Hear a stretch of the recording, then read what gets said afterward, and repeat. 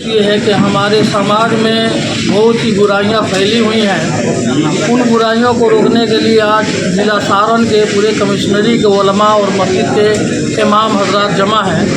उद्देश्य ये है कि हमारे समाज से जहेज़ तिलक ये सब ख़त्म हो जाए। शादियों में ज़्यादा ज़रूरत से ज़्यादा खर्च करके एक रिश्तेदार को जो परेशान किया जाता है, 200 300 लोग बारात लेके जाते हैं और लड़की वाला बेचारा अपनी ज़मीन बेच करके खिलाता है, बीवी का जेवर बेच के खिलाता है, भीख मांगने पर उसको मजबूर कर दिया जाता है। ये सारी चीज़ें ख़त्म हों और फिर हमारी तंजीम आपदा में फंसे हुए जो लोग किसी कारण परेशान हो जाते हैं, मजबूर हो जाते हैं, लाचार हो जाते हैं, उनकी मदद के लिए हम लोग आगे बढ़ेंगे। चाहे वो जिस समाज, जिस मज़हब, जिस धर्म से रिलेटेड हों। हमारा मकसद ये है कि समाज से बुराई ख़त्म हो जाए, अच्छाई का पैगाम देना है, मजबूर और बेबस लोगों की मदद करना है। जो बच्चे तालीम हासिल नहीं कर रहे हैं उन्हें तालीम के लिए, एजुकेशन के लिए, शिक्षा के लिए आगे लाने की कोशिश करना है। इसलिए कि इस दुनिया में आदमी एजुकेटेड होगा तो समाज के लिए फ़ायदा पहुंचाएगा, देश को फ़ायदा पहुंचाएगा, अपने घर के लोगों को फ़ायदा पहुंचाएगा। आज एजुकेशन न होने की वजह से हमारे बच्चे दिशा से भटक रहे हैं, माँ बाप की इज़्ज़त नहीं कर पा रहे हैं ना। कोई बेटी घर से भाग जा रही है, किसी का बेटा घर से भाग जा रहा है। तो समाज में बहुत सी खराबियाँ हैं, नशा है, बहुत सी बीमारियाँ हैं, बच्चे माँ बाप की आदर नहीं कर पा रहे हैं। तो हम लोग उलमा हैं जो कौम से जुड़े हुए हैं। तो अब जब हम कौम से जुड़े हुए हैं तो हम कौम के सामने जाएंगे तो अपना पैगाम देंगे तो धीरे धीरे सुधार ज़रूर होगी। जब हम चाहेंगे कि कोई गरीब ज़मीन बेच के ना खिलाए, किसी की बेटी की शादी हो, मंदिर में भीख मांग रहा है, मस्जिद में भीख मांग रहा है, और हम लोग को उस वक्त तकलीफ़ होती है कि हम किसी की बेटी के लिए चंदा करने जाते हैं, भीख मांगते हैं। तो ये भीख मांगने की ज़रूरत क्यों पड़ती है कि हमारे ही ऐसे लोग हैं जो अपने रिश्तेदारों की हैसियत नहीं समझ पा रहे हैं, गरीबों को रोने पे मजबूर किया जा रहा है।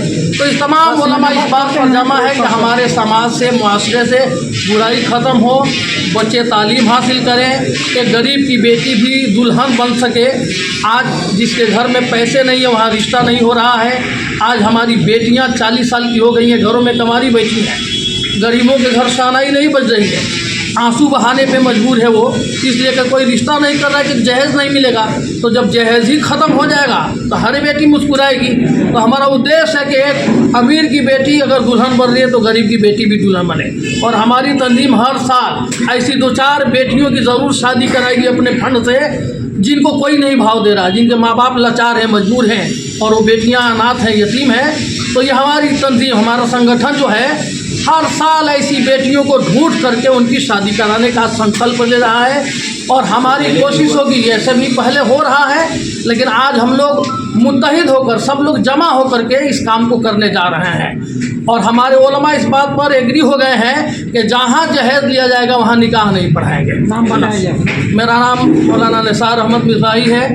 इस संगठन के ये सब लोग मेम्बरान हैं और ये सब मेंबर हैं जो लोग आए हैं, सभी सदर हैं, इसमें कोई सदर नहीं, इसलिए कि सब लोग। हाँ सर जी। समाज के जो बच्चे हैं उनके दिमाग में ये बात घुसी हुई है कि उर्दू एक बहुत कठिन ज़बान है, जबकि उससे आसान ज़बान पूरी दुनिया में कोई नहीं है। उसके लिए हम लोग ये कोशिश करेंगे कि स्कूल में पढ़ाने वाले जो भी हमारे उर्दू असातिज़ा हैं उनसे हम मिलकर एक मीटिंग रखेंगे और उनको उनकी ज़िम्मेदारियों का एहसास दिलाएंगे।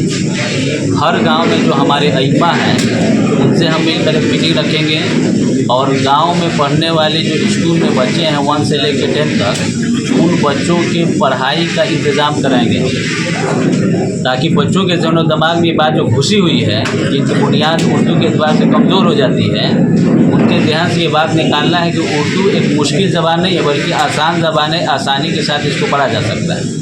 तो फ्यूचर प्लानिंग हम लोग का है कि उर्दू असातिज़ा से हम लोग मिलकर और उनको उनकी ज़िम्मेदारी का एहसास दिलाएंगे और हर गांव के अइम्मा से मिलकर उनको हम ये जिम्मेदारी देंगे कि आप अपने गांव में उर्दू को फ़रोग़ के लिए बच्चों को बुलाएं, पढ़ाएं, उसके लिए जो भी इमदादी फ़ंड की ज़रूरत पड़ेगी उसको हम मुहैया करेंगे। मुफ्ती शमसीर आलम, मुफ्ती शमसीर आजम इस बात।